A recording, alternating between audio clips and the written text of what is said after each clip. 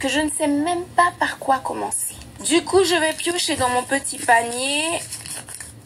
Jean de La Fontaine, on s'occupe de toi aujourd'hui.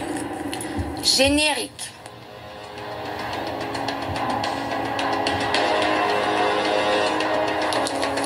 Bienvenue sur Afrique Résurrection, je suis Safia Njoïla, chercheuse en histoire et culture africaine. On en a tous entendu parler, peut-être même que toi on t'a obligé à apprendre une de ces soi-disant fables à l'école. Laisse-moi te dire qu'en réalité, il s'agissait d'un gros plagiat. Ce forceur de La Fontaine, il n'a pas seulement pris une fable, 3 fables, 10 fables qu'il a copiées, c'est des centaines de fables d'Ésope qu'il a carrément recopiées à l'identique et qu'il a servi comme ça à son public pour se faire un nom dans la littérature française. Du coup, permets-moi de te présenter le véritable auteur des fables que tu connais, Ésope. Alors, si tu as entendu parler des fables d'Ésope, on ne t'a pas forcément précisé qu'en fait Ésope était africain. Et on parle pas d'un africain métis type éthiopien, non. On parle d'un africain type soudanais qui était décrit par ses contemporains avec un teint charbon, un nez très large, des lèvres épaisses et des cheveux crépus. Alors Ésope est né et a grandi dans le royaume de Kémet qui est situé dans le sud du continent africain.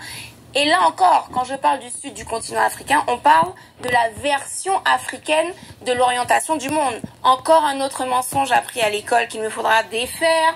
Restez connectés à Afrique Résurrection. Ésope étant très intelligent et très avide de découvrir le monde, il part l'explorer, il quitte le royaume de Kémet vers l'Orient.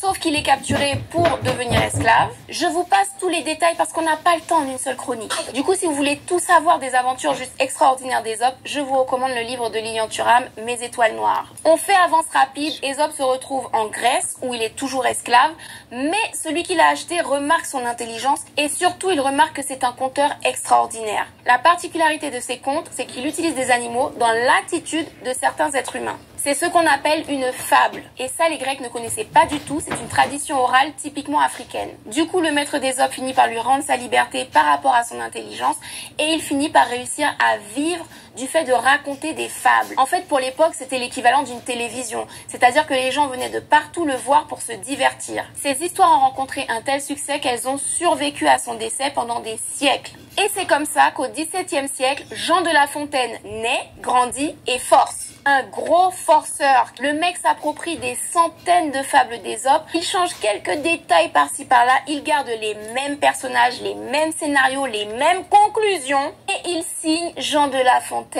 Et le système français, bien content de répéter décennie après décennie dans les écoles que Jean de La Fontaine est un héros de la littérature française. Garde bien en tête que Ésope a vécu en moins 700 et que Jean de La Fontaine a vécu au XVIIe siècle. C'est-à-dire un écart de 2300 ans. Donc tu te doutes bien qu'à l'époque de Jean de La Fontaine où il n'y avait ni télévision ni internet pour pouvoir exposer le plagiat, eh ben toutes ces signatures de fables sont passées crème et on lui a accordé ce crédit alors qu'en réalité il n'a absolument rien créé. Gad Elmaleh aurait dû vivre au XVIIe siècle. Enfin bref, si tu connais les fables du corbeau et du renard, de la cigale et de la fourmi, du lion et du rat, tout ça n'appartient pas à Jean de La Fontaine mais à Ésope l'Africain.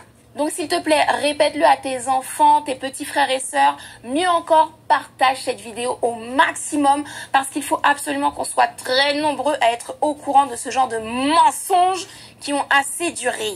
Alors comme tu le vois, j'en ai tout plein d'autres mensonges qui attendent d'être révélés. Donc reste connecté à Afrique Résurrection et on se retrouve très prochainement pour une autre chronique.